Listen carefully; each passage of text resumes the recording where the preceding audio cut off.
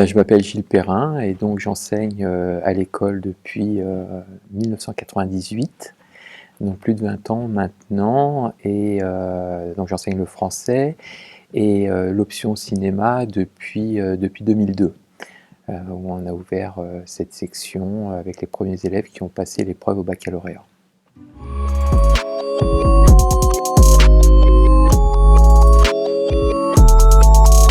Elle m'est venue assez tôt en regardant des films à la télévision, pas en salle paradoxalement.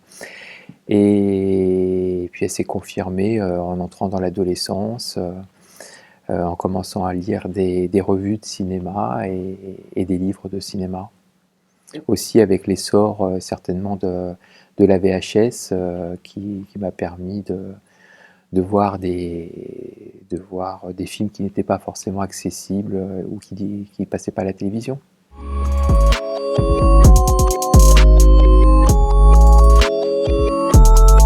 Je ne sais pas si le cinéma a un avenir, ça fait longtemps qu'on parle de la mort du cinéma. Je suis quand même très très frappé de constater que mes élèves qui entrent en classe de seconde en option cinéma euh, n'ont pas vu de film. Fut un temps, ils en avaient vu, après de moins en moins, et en 20 ans, j'ai vu une vraie évolution, et le moment crucial, c'est vraiment le phénomène des séries, qui est assez récent avec l'apparition de Netflix, auquel tous mes élèves, mais absolument tous mes élèves sont abonnés, et ils ne voient plus de films. Ils voient plus de films, ils voient des séries. Donc, ils découvrent les films en option cinéma. Je pense qu'il y aura toujours la place pour un schéma plus court, hein, 1h40, 2 heures. Mais là, je suis quand même très très frappé par cette évolution. Et des réalisateurs qui comptaient tellement pour mes élèves quand j'ai commencé en option cinéma, comme Kubrick ou Scorsese par exemple, qui étaient régulièrement cités par eux comme les films qui comptaient, les réalisateurs qui comptaient, les films qui comptaient. Aujourd'hui, quand je leur pose la question à l'entrée en seconde, ils ne savent même pas qui c'est. Des films aussi emblématiques que Taxi Driver, Barry Lyndon, ils les ont pas vus. Ou alors quelques cas très exceptionnels d'élèves qui ont conservé une approche plus classique.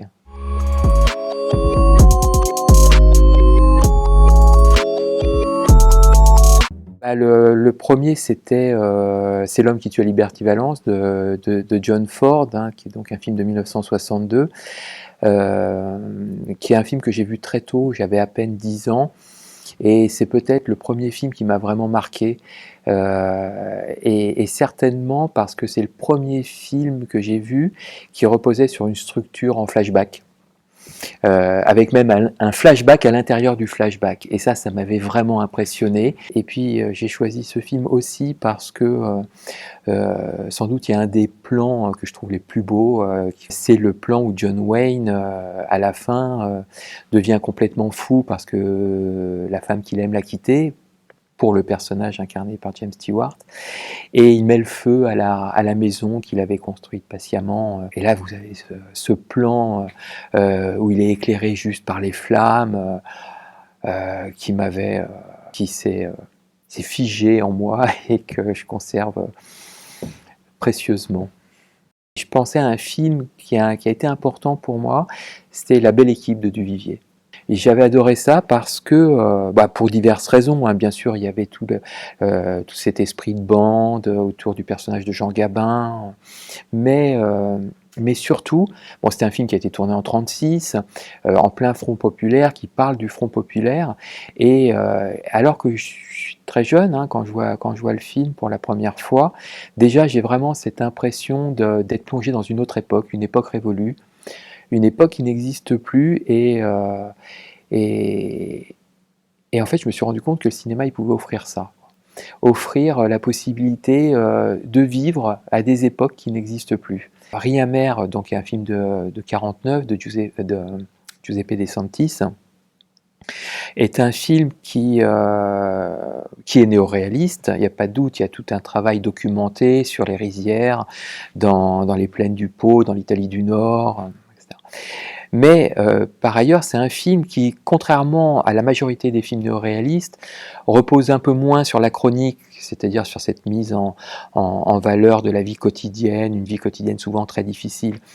Là, c'est avec Riamer, on a une intrigue qui est une intrigue assez classique. Le film commence avec deux voleurs, dont l'un de ces voleurs est interprété par l'immense Vittorio Gassman. Et ils s'enfuient, ils sont poursuivis par la police. Et ils vont se réfugier justement d'abord dans un wagon avec toutes les mondines qui vont travailler dans les rizières, puis dans les rizières. Et donc là se mêle à la fois une intrigue finalement assez classique et cette recherche documentée propre au néoréalisme. Et j'avais trouvé ça génial. Et sans doute que ça m'a permis d'accéder à ce cinéma. Je suis entré en seconde, je devais avoir 16 ans. C'était une entrée plus facile qu'à travers peut-être les films de Rossellini qui, à bien des égards, sont plus exigeants et plus difficiles d'accès pour les jeunes gens.